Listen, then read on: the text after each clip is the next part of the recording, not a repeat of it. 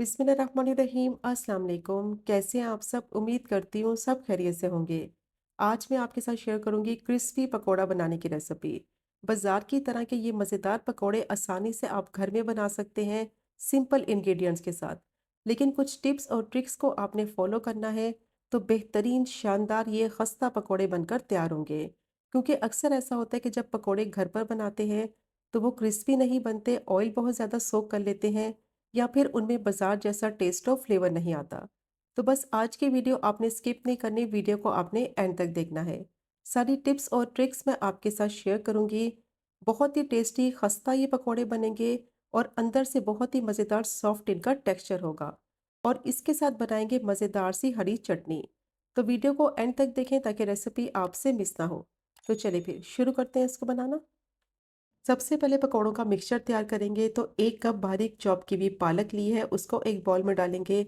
आधा कप बारीक चॉप किया हुआ हरा धनिया और आधा कप ही बारीक चॉप किया हुआ पुदीना डालेंगे। 1 कप बारीक चॉप की हुई हरी प्याज डालेंगे, इसका बहुत ही अच्छा टेस्ट आएगा पकौड़ों में। ये आपने ज़रूर ऐड करनी है। एक मीडियम साइज़ की मैंने प्याज ली है, मोटा मोटा रफली मैंने प्याज को चॉप कर लिया है। ज़्यादा बारीक चॉप नहीं करना, मोटा मोटा चॉप करेंगे तो टेस्ट बहुत अच्छा आएगा। एक बड़े साइज़ का मैंने आलू लिया है, आलू को भी मैंने छोटे छोटे क्यूब्स में काट लिया है।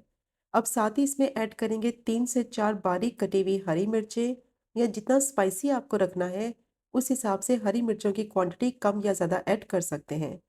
1 टीस्पून साबुत ज़ीरा ऐड करेंगे और 1.5 टेबल स्पून इसमें दरदरा कुटा हुआ धनिया डालेंगे। अच्छा, इसमें धनिया पाउडर नहीं डालना है, दरदरा कुटा हुआ साबुत धनिया डालेंगे तो टेस्ट पकौड़ों में बहुत ही मज़े का आएगा। 1 टेबल स्पून कुटी हुई लाल मिर्च डालेंगे और अब इसमें डालेंगे 1 कप बेसन। पकौड़ों को क्रिस्पी बनाने के लिए इसमें डालेंगे 3 टेबल स्पून मैदा। 3 टेबल स्पून मैदा डालने से क्या होगा कि पकौड़े बहुत ही मज़ेदार क्रिस्पी बनेंगे और उनका टेक्सचर भी बहुत ही ज़बरदस्त आएगा। पिंच इसमें बेकिंग सोडा ऐड करेंगे। अब सारी चीज़ों को अच्छी तरह से मिक्स करेंगे। पानी अभी इसमें नहीं ऐड करना है और ना ही मैंने इसमें अभी नमक डाला है। पहले अच्छी तरह से सारी चीज़ों को मिक्स कर लेंगे और अगर इस पॉइंट पे चाहें तो आप इसको फ्रीज़ भी कर सकते हैं। बस आपने नमक नहीं डालना है, नमक डाले बगैर आपने इसको फ्रीज़ करना है। क्योंकि अगर इसमें नमक ऐड कर दिया तो सब्जियां पानी छोड़ देंगी, जिसकी वजह से मिक्सचर को आप आसानी से फ्रीज़ नहीं कर सकेंगे। मिक्स करने के बाद इसको ज़िप-लॉक बैग में या फिर एयर टाइट कंटेनर में 15 से 20 दिन के लिए आसानी से आप फ्रीज़ कर सकते हैं। और जब आपने पकोड़े बनाने हैं इसको बाहर निकाल के रखें थोड़ी देर के लिए, और जैसे ही रूम टेम्परेचर पर आ जाए तो फिर इसमें नमक और पानी डालकर मिक्स करें और पकोड़े बना लें। बहुत ही खस्ता पकोड़े बनेंगे। अब इसको मैंने अच्छी तरह से मिक्स कर लिया है। 1 टीस्पून इसमें नमक ऐड करेंगे और साथ ही इसमें थोड़ा थोड़ा पानी शामिल करते जाएंगे और अच्छी तरह से इसको मिक्स करते जाएंगे। ज़्यादा इसमें पानी नहीं डालना है क्योंकि इसमें सब्जियां ऐड की हैं, वो अपना भी पानी छोड़ेंगी। तो सिर्फ 2 से 3 टेबलस्पून मैंने इसमें पानी ऐड किया है और अच्छी तरह से मसल मसल कर इसको मिक्स करेंगे। पालक की क्वांटिटी भी ज़्यादा इस्तेमाल नहीं करनी है क्योंकि अगर इसमें ज़्यादा पालक डाल दी तो पकोड़े क्रिस्पी नहीं बनेंगे, पालक बहुत ज़्यादा पानी छोड़ती है। तो सिर्फ मैंने 1 कप बारीक चॉप की हुई पालक ऐड की है। अब सारी चीज़ों को अच्छी तरह से मिक्स करते जाएंगे और देखें सब्जियों ने पानी छोड़ना शुरू कर दिया है, मिक्सचर कितनी अच्छी तरह से सॉफ्ट होता जा रहा है। तो पानी की क्वांटिटी इसमें बहुत कम ऐड करनी है क्योंकि सब्जियों का जो अपना पानी निकलेगा बेसन उसी में अच्छी तरह से मिक्स हो जाएगा। और पालक की क्वांटिटी भी बहुत ही कम इस्तेमाल करेंगे, ज़्यादा पालक डालेंगे तो एक तो बहुत ज़्यादा पानी छोड़ेगी और पकोड़े भी क्रिस्पी नहीं बनेंगे। अब इसको मैंने अच्छी तरह से मिक्स कर लिया है, मिक्सचर बिल्कुल रेडी हो गया है। और देखिए मिक्सचर का टेक्सचर बिल्कुल सख्त होना चाहिए क्योंकि अब इसको 4 से 5 मिनट के लिए रेस्ट देंगे तो पानी रिलीज होगा सब्जियों का, तो ये मिक्सचर अच्छी तरह से सॉफ्ट हो जाएगा। तो 4 से 5 मिनट के लिए मिक्सचर को रेस्ट देंगे ताकि ये अच्छी तरह से सेट हो जाए। तब तक इसके लिए मज़ेदार सी हरी चटनी तैयार करते हैं। तो उसके लिए आधा कप मैंने दही लिया है, दही को अच्छी तरह से बीट कर लेंगे। एक मिक्सर जार लेंगे, इसमें डालेंगे 3 बारीक चॉप की हुई हरी मिर्चें, आधी गट्टी इसमें पुदीना ऐड करेंगे और आधी गट्टी ही इसमें हरा धनिया डालेंगे। 2 से 3 टेबलस्पून इसमें डालेंगे इमली का पल्प, इसका बहुत ही अच्छा टेस्ट आएगा चटनी में। 1 टीस्पून इसमें साबुत ज़ीरा डालेंगे और हाफ टी स्पून इसमें नमक ऐड करेंगे। क्योंकि जो इमली डाली है उसमें भी नमक है तो नमक की क्वांटिटी आप अपने हिसाब से डालें। 1/3 कप इसमें पानी ऐड करेंगे और अब इसको अच्छी तरह से पीस लेंगे। तो ये मज़ेदार सी हरी चटनी को अब मिक्स करेंगे दही में। बहुत ही टेस्टी ये चटनी बनेगी, इसको जब आप पकौड़ों के साथ सर्व करेंगे तो यकीन करें आपको मज़ा आ जाएगा। बेहतरीन ये चटनी बनकर तैयार होती है। अब अच्छी तरह से मैंने इसको मिक्स कर लिया है, बेहतरीन शानदार मज़ेदार हरी चटनी तैयार हो गई है। अब इसको साइड पे रखते हैं। पकोड़ों का बैटर अच्छी तरह से सेट हो गया है, 4 से 5 मिनट के लिए इसको रेस्ट ज़रूर दें ताकि ये अच्छी तरह से सेट हो जाए। अब इसको फ्राई करेंगे तो गरम-गरम ज़्यादा ऑयल में इनको फ्राई नहीं करना और ना ही ज़्यादा ठंडे ऑयल में फ्राई करना है। मीडियम हॉट ऑयल में इनको फ्राई करेंगे ताकि ऊपर से क्रिस्पी और अंदर से इनका टेक्सचर जो है वो सॉफ्ट हो। क्योंकि अक्सर ऐसा होता है कि बहुत तेज़ गरम ऑयल में इनको डाल देते हैं जिसकी वजह से बहुत जल्दी ऊपर कलर आ जाता है और ये क्रिस्पी भी नहीं बनते और अंदर से कच्चे रह जाते हैं और अंदर से इनका टेक्सचर सॉफ्ट भी नहीं होता। तो पहले थोड़ा सा बैटर डालकर चेक कर लें ऑयल को। जैसे ही बैटर फ्लोट होने लगे ऑयल के ऊपर तो इसका मतलब है कि ऑयल का टेम्परेचर बिल्कुल परफेक्ट है। तो देखिए जैसे ही मैं पकोड़े ऐड करती जा रही हूँ ऑयल में ये ऊपर फ्लोट होने लगे हैं, तो इसका मतलब है ऑयल का टेम्परेचर बिल्कुल ठीक है।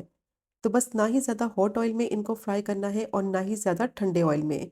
मीडियम हॉट ऑयल में इनको फ्राई करेंगे ताकि ये अच्छी तरह से क्रिस्पी भी फ्राई हो और अंदर से ये अच्छी तरह से पक कर सॉफ्ट रहें।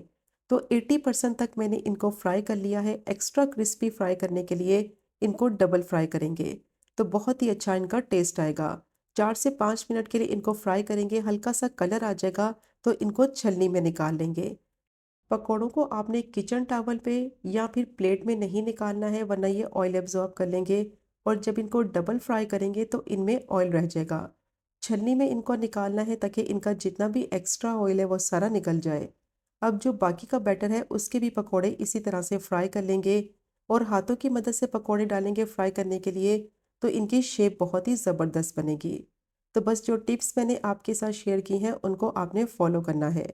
अब पकौड़ों को 1 से 2 मिनट के लिए फ्राई कर लेंगे ताकि थोड़े से फ्राई हो जाएं और 80% तक इनको थोड़ा सा कुक कर लेंगे। जैसे ही थोड़ा सा कलर आ जाएगा तो इनको भी निकाल लेंगे ऑयल में से और छलनी में रख देंगे और 1 से 2 मिनट का इनको रेस्ट देंगे और दोबारा से इनको फ्राई करेंगे मीडियम हॉट ऑयल में कम से कम 3 से 4 मिनट के लिए ताकि ये क्रिस्पी हो जाए और बहुत अच्छा इन पे गोल्डन कलर आ जाए। अब सारे पकोड़े फ्राई करने के बाद छलनी में रख दिए हैं। अब दोबारा से इनको डबल फ्राई करना है तो सबको एक साथ ऑयल में ऐड कर देंगे और 3 से 4 मिनट के लिए इनको दोबारा से फ्राई कर लेंगे ताकि जो 20% है वो अच्छी तरह से अंदर से कुक हो जाए और ऊपर से अच्छा इन पे कलर आ जाए। गोल्डन क्रिस्पी हो जाने तक इनको फ्राई कर लेंगे और कंटिन्यूस इनको स्टर करते हुए फ्राई करेंगे ताकि सारे पकौड़ों पर इवनली कलर आए। बहुत ही टेस्टी क्रिस्पी ये पकोड़े बनेंगे, बिल्कुल बाजार जैसे बनेंगे और वही टेस्ट और वही फ्लेवर आपको मिलेगा। सिंपल रेसिपी है, इजी रेसिपी है, बस कुछ टिप्स को आपने फॉलो करना है। अब अच्छी तरह से पकौड़ों को मैंने फ्राई कर लिया है, बहुत ही ज़बरदस्त क्रिस्पी ये फ्राई हुए हैं और गोल्डन इन पे कलर आ गया है, बहुत ही ज़बरदस्त कलर आया है।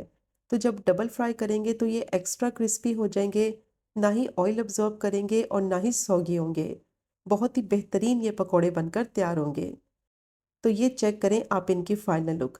कितने बेहतरीन क्रिस्पी ये पकोड़े बने हैं। बाजार से बेहतर पकोड़े आप आसानी से घर में बना सकते हैं, कम बजट में और ज़्यादा क्वांटिटी में।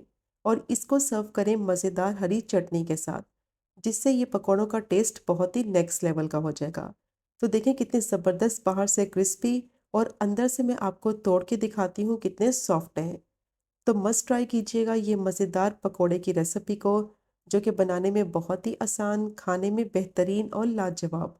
और अगर आपको आज की वीडियो पसंद आए, आज की रेसिपी पसंद आए, चैनल को सब्सक्राइब करें, वीडियो को लाइक करें और शेयर करें। इंशाल्लाह मिलेंगे अगले कुकिंग व्लॉग में फिर एक नई रेसिपी के साथ। तब तक मुझे अपनी ख़ास दुआ में याद रखें। अल्लाह हाफ़िज़।